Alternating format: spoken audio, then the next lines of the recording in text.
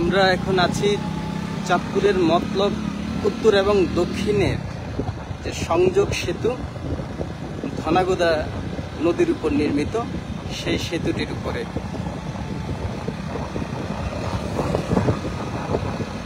আপনারা নিশ্চয়ই বেহুলা লক্ষিন্দরের কাহিনী শুনেছেন, লোককাহিনী। তো বেহুলা লক্ষিন্দর এর কাহিনীটা যেহেতু এই অঞ্চলেরই লোককথা, এটা সবশেষ আমরা দেখেছি যে কলকাতা থেকে একটি ধারাবাহিক সিরিয়ালও করা হয়েছিল। তো আমরা মূলত গল্পটা বলবো এই জন্য, নদীটার নামকরণ কেন হলো ধনাগোদা। এই ধনাগোদা নদী হয়ে বেহুলা লক্ষিন্দরের মৃতদেহ নিয়ে যখন ভেলায় ভেসে যাচ্ছিলেন, তখন ধনাগোদা নদীর পাশে স্থানীয় জমিদার মনাগোদা এবং ধনাগোদা দুজনেই বেহুলাকে দেখে, তো দুজনেরই বেহুলাকে এত পছন্দ হয়, দুজনেই বেহুলাকে বিয়ে করতে চায়।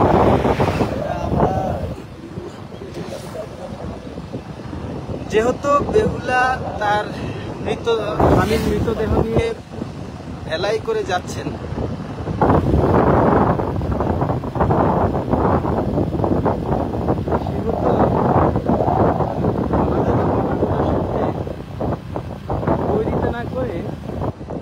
ভাইয়ের মধ্যে একটা খেলা জুড়ে দিলেন।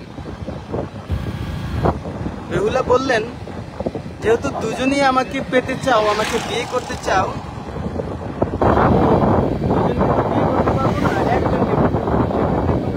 মারামারি লাগো, মারামারিতে যে জিতবে তাকেই আমি বিয়ে করব। এই কথার উপর ভিত্তি করে ধনাগোদা এবং মনাগোদা দুজনেই লেগে গেলেন মারামারিতে। মনাগোদা মারা গেলেন। তো মনাগোদা মারা যাওয়ার পরে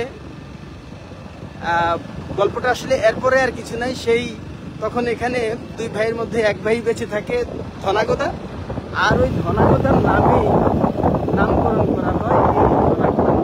আমরা এখন ঠিক সেই নদীর উপর দিয়েই মতলব দক্ষিণ থেকে মতলব উত্তরে যাচ্ছি। অর্থাৎ ধনাগোদার নামানুসারেই এই নদীটির নামকরণ করা হয়েছে ধনাগোদা। অবশ্য এরপরে কি হয়েছিল, ধনাগোদা কি বেহুলাকে পেয়েছিল নাকি পায়নি, সেই বিষয়ে আর কোনো মতামত পাওয়া যায়নি। এগুলো মূলত এই অঞ্চলের, এই এলাকার মানুষের মুখের কথা, এর কোনো লিখিত ভিত্তি নেই। তবে বর্তমানে সেটা তৈরি হয়েছে। অর্থাৎ ধনাগোদা এবং মনাগোদা দুজনেই বেহুলাকে বিয়ে করতে চাইলেন, আর যেহেতু দুজনকে বিয়ে করা সম্ভব না, বাধ্য হয়ে দুই ভাইকে মারামারিতে লাগাই দিলেন। মনাগোদা মারা গেলেন, ধনাগোদা বেঁচে গেলেন। কিন্তু সবশেষ ধনাগোদা কিন্তু আর বেহুলাকে বিয়ে করছেন কিনা সেই বিষয়টি জানা যায়নি। কিন্তু আমরা তো রূপকথার গল্পতে জানি যে বেহুলা তার স্বামীকে জীবিত করে, পরে সে ফিরে।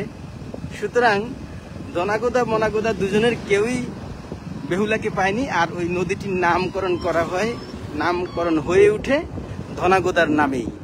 ধন্যবাদ। কথা হবে অন্য কোনো বিষয় নিয়ে।